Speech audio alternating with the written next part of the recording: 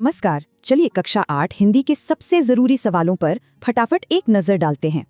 तो फिर तैयार हैं? शुरू करते हैं उस सेक्शन से जहां नंबर पक्के हो सकते हैं, गद्यांश। सबसे पहले दीपावली पर एक गद्यांश। याद रहे, जवाब हमेशा सीधे टेक्स्ट में ही छिपे होते हैं। ये रहा पहला सवाल। जरा गद्यांश को ध्यान से देखिए, जवाब तुरंत मिल जाएगा। बिल्कुल सही, इसका उत्तर है दीपावली, जो कि पहली ही लाइन में दिया गया है। अब एक नजर डालते हैं पद्यांश पर। ये कविता पानी के महत्व के बारे में है। यहाँ भी जवाब कविता की पंक्तियों में ही है। ध्यान से पढ़ने पर जवाब मिल जाएगा। जवाब है जीवन का। अरे ये तो एकदम रसगुल्ला सवाल था, मीठा और आसान।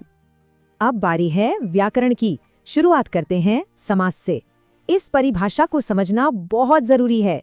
जैसे राजपुत्र का मतलब है राजा का पुत्र। यहाँ का छिपा है, इसलिए ये तत्पुरुष समास है। अगला टॉपिक है विलोम शब्द। ये काफी आसान होते हैं। जैसे आशा का विलोम है निराशा। अब उपसर्ग को देखें, ये शब्द के शुरू में लगते हैं। जैसे अनुपस्थिति में अनु एक उपसर्ग है। एक बहुत ही आम मुहावरा। इसका मतलब क्या होता है? इसका सीधा सा मतलब है भाग जाना। ये तो सबको पता ही होगा। चलिए अब तैयार हो जाइए पाठ्यपुस्तक से कुछ तेज सवालों के लिए। बस की यात्रा पाठ से एक सवाल। ये गद्यांश किस पाठ का हिस्सा है? इसका जवाब तो सवाल में ही था, ये बस की यात्रा पाठ से ही है। अब कविता से एक जरूरी सवाल। पुष्प की अभिलाषा किसने लिखी है? सही जवाब है माखनलाल चतुर्वेदी। ये नाम परीक्षा के लिए बहुत जरूरी है, याद रखिएगा।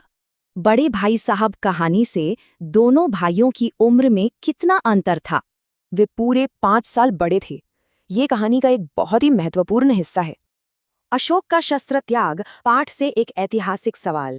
सम्राट अशोक ने कलिंग राज्य पर हमला किया था और इसी युद्ध ने उनका जीवन बदल दिया।